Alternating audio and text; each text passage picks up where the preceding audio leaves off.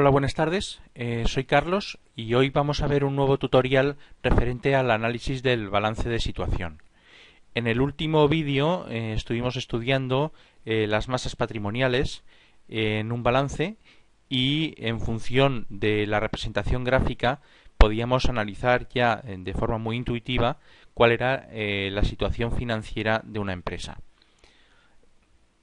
En este caso vamos a profundizar un poco más y vamos a ver el balance de situación empleando los porcentajes verticales y horizontales. El porcentaje vertical es una comparación de una partida del balance con el total del balance, el total del activo o del patrimonio neto y pasivo. Mientras que el análisis horizontal lo que va a comparar son dos periodos, dos ejercicios. Comparará la misma partida, pero entre dos ejercicios. Como sabemos, en las cuentas anuales se presentan dos ejercicios consecutivos. Por tanto, esa información ya la tendremos directamente en el modelo de las cuentas anuales. Bien, como vemos, el porcentaje vertical compararíamos cualquier elemento patrimonial o una masa patrimonial con el total del activo o del patrimonio neto más el pasivo, que viene a ser lo mismo. Mientras que el porcentaje horizontal compararíamos un elemento patrimonial del año n, le restaríamos el elemento patrimonial del año anterior, del año n-1, y lo dividiríamos todo por el mismo elemento, pero del año n-1. Eso nos va a permitir ver el incremento o la disminución de ese elemento en el balance y también cómo ha variado en relación pues a otras partidas del mismo balance o del incremento del activo, si se ha incrementado más que el volumen total del activo o menos, y así podremos ver dónde hemos tenido los mayores incrementos en el balance, y eso nos permitirá ver mejor y poder analizar mejor el balance de situación. Bueno, voy a poner varias consideraciones. Esto es, como he comentado muchas veces, es muy relativo, ya que esto puede depender de muchos factores, pero a efectos de poder tener una guía, siempre va bien el saber o el tener alguna idea sobre en qué situación nos encontramos. Aunque, repito, esto habría que analizar más factores para dar un veredicto cierto sobre lo que estamos analizando. En uno de los principios orientativos, por ejemplo, es que el activo corriente debería de ser mayor que el pasivo corriente, es decir, los bienes y derechos que se convertirán en dinero a corto plazo deberá ser mayor que las deudas a corto plazo, porque así nos aseguramos que podamos afrontar nuestras deudas. Debería de ser, es una consideración general, digamos casi el doble. ¿Por qué? Porque bueno, tenemos parte del activo corriente que muchas veces será poco líquido, como pueden ser las existencias.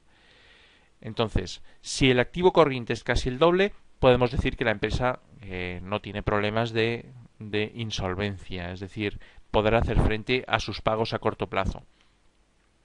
Si el activo en corriente es mayor, pero es menor que el doble, tendríamos que prestar atención, tendríamos que llevar cuidado.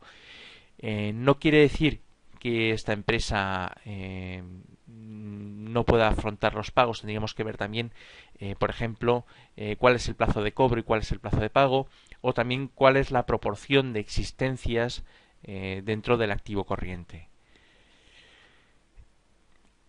También, si el activo corriente es bastante mayor que el doble, también deberíamos de prestar aquí atención, porque probablemente estemos infrautilizando recursos, es decir, tenemos demasiado activo corriente, demasiadas existencias o demasiada tesorería, y eso hace que sean recursos infrautilizados que deberíamos de invertir de alguna forma. Entonces también deberíamos llevar cuidado si tenemos un exceso de activo corriente, de bienes y derechos a corto plazo. Y por último, deberíamos de llevar mucho cuidado ya, aquí he puesto el semáforo en rojo, cuando el activo corriente sea menor que el pasivo corriente, porque eso es un riesgo de insolvencia a corto plazo. Repito que deberíamos de mirar más factores porque existen empresas que, a pesar de que el activo corriente es menor que el pasivo corriente, no tienen problemas de insolvencia, ya que sus cobros a corto plazo son al contado, mientras que sus deudas a corto plazo pues son a 30 o a 60 días. Sería el caso, por ejemplo, de las grandes superficies comerciales.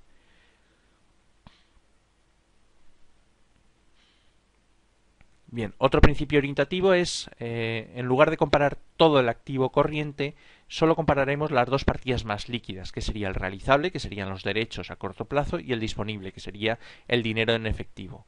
Pues bien, una consideración o un principio orientativo general sería que la suma del realizable más el disponible sea equivalente aproximadamente al pasivo corriente, es decir, derechos y dinero, la suma de los dos, sea aproximadamente igual a las deudas a corto plazo.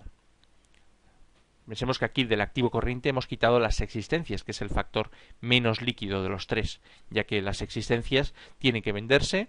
Una vez se venden, nuestro cliente nos la deberá, por tanto se convertirá en realizable y de ahí se tendrá que convertir en disponible, que será el dinero que nos permitirá hacer frente a los pagos. Si el realizable más el disponible es aproximadamente igual al pasivo corriente, perfecto, no deberíamos de tener problemas. Si el realizable más el disponible es mayor que el pasivo corriente, probablemente estemos, como en el caso anterior, infrautilizando recursos, es decir, tenemos demasiado activo corriente y bueno, tenemos recursos mal utilizados. En cambio, si el realizable más el disponible es menor que el pasivo corriente, mucho ojo aquí porque también la empresa podría incurrir en insolvencia. Y un tercer factor que podríamos analizar, ya no relacionado con el activo corriente o el pasivo corriente, es la proporción de patrimonio neto.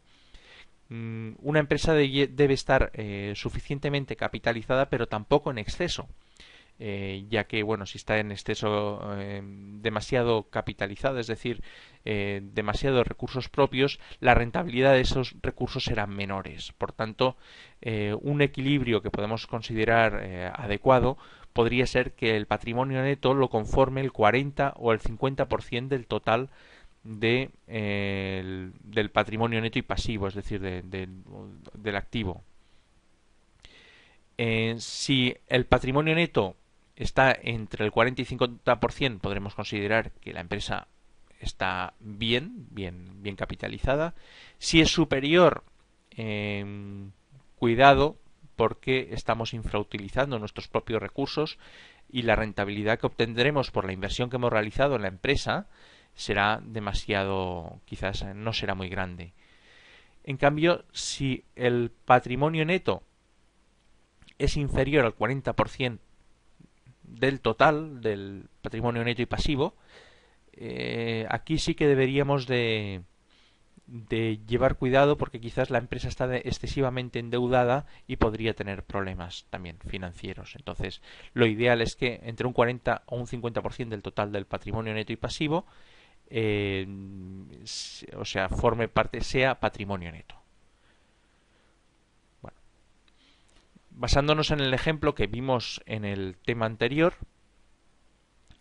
vamos a hacer un estudio sobre las diferentes partidas. Aquí vemos que separé el activo corriente entre las tres partidas que lo componen: existencias, realizable y disponible. Aunque ya hicimos un pequeño análisis sobre este tema en el tutorial anterior gracias a los gráficos del balance, ahora digamos lo vamos a ver numéricamente y lo vamos a ver digamos con más exactitud. Vamos a ver estas partidas. Bueno, ya vemos, a simple vista ya se ve que el pasivo corriente es muy grande, son 90.000 euros, y el activo corriente pues es muy pequeño. Encima, además, así es, tal por lo que hemos visto antes, vemos también que esta empresa tiene una gran cantidad de volumen de stock, de existencias, lo cual pues también puede no ser bueno, ¿no? Entonces, bueno, vamos a ver ese análisis. Vemos que si vemos sobre los tres criterios que hemos considerado anteriormente, Vemos que el activo corriente es un 41% en el 2010 y un 42% en el 2011 del total del activo. En cambio, el pasivo corriente es un 58%, es mucho más, o sea, el pasivo corriente es mucho más grande que no el activo corriente. Pero es que además, si miramos la suma del realizable y el disponible, lo conforman pues aproximadamente un 18% del total del activo, mientras que el pasivo corriente es un 58%. Hemos comentado que sería conveniente que el realizable más el disponible fueran aproximadamente, la suma de estos dos fueran aproximadamente iguales al pasivo corriente.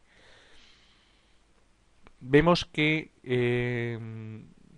la empresa sí que parece que, bueno, ha mejorado ligeramente su situación financiera de un año a otro, pero no es suficiente. Es decir, ha pasado el activo corriente de ser un 41% a ser un 42%, un poquito más.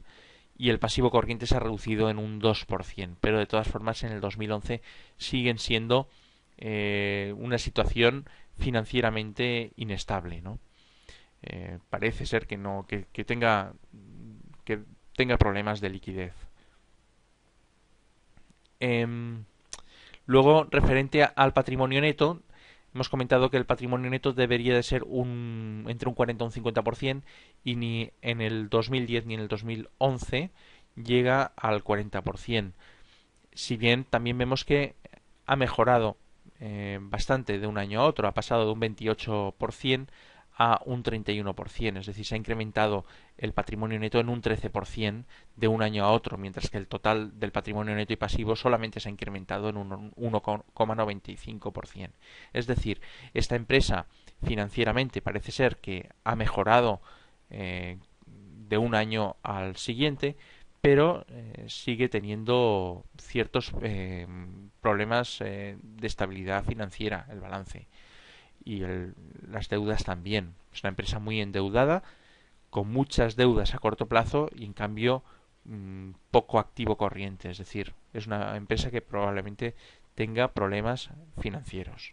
Bien, pues con esto terminamos por hoy el análisis del balance de situación utilizando los porcentajes verticales y horizontales.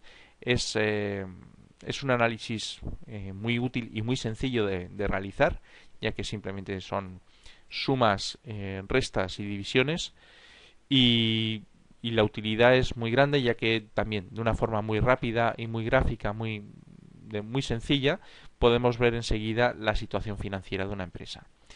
Espero que os haya gustado el tutorial. Un saludo y buenas tardes.